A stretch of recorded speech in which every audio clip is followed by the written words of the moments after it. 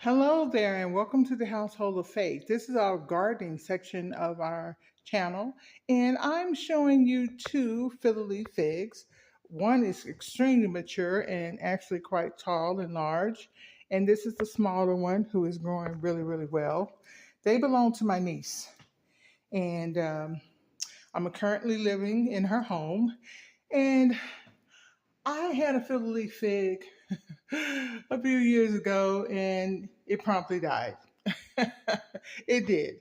I found them just ridiculously finicky. But they really, as you can see, there's the window there. They get no direct light right now. And so what I did was I did a little research on propagating, and I found out that you could by cutting some branches off. So I took one off of this one and two off of this one, the smaller one on the sides.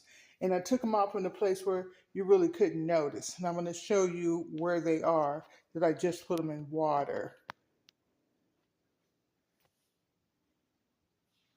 If I can get this thing to pause here. So here are the three branches that I cut off and put in the water based on the instructions, and I believe I understood them properly. This one back here, honestly, there's two leaves on that one, three on this one, and this one only has one leaf. But it is not just the leaf.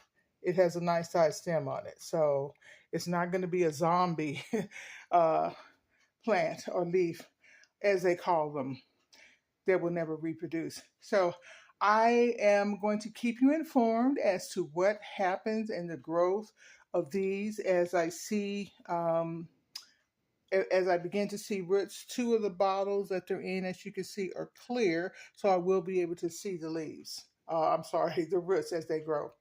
You know, there's nothing wrong with trying new things and experimenting, and I figure, okay, my niece was all right with me cutting off. She said, "Oh, get the scissors." I said, "Well, I need a knife, you know." But I'm excited to see what they will do because I have a lot of other plants that I propagated successfully.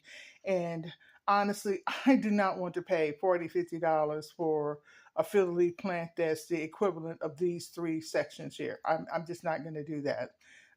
They are a lot more expensive here in Colorado than they were in Texas, and they were expensive enough there. So I will let you guys know what happens with this, and I thank God that I have an opportunity to give this a try because I believe He's going to bless me, that they will grow and they will flourish. And I say, don't be ashamed to pray over your plants.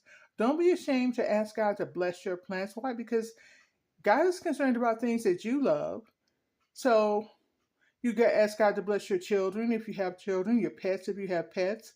And one of the things my niece said that was kind of funny, she said, well, her cat got out the back window there and she didn't even know it. And he was jumping up trying to get back in the house. And she said, well, he belongs to me. So her protection extends to her pets, her family, her property.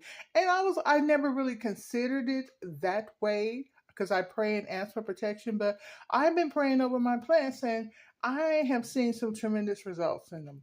Plants that have never worked for me before. I said in the previous video about the Dieffenbachia, and I bought one fiddle leaf fig and said, no ma'am, no ma'am, we're not going to do that. But you know what? I repent of that negative confession. I say these three cuttings are going to grow into some fabulous plants. And in a few years, they're going to look like the parents that they came from. Have a wonderful day. God bless you all. And remember that to subscribe and like our channel, please comment at the very least. Follow us. We appreciate that. Look us up on Facebook because we have a Facebook group called End Time Urban Gardens.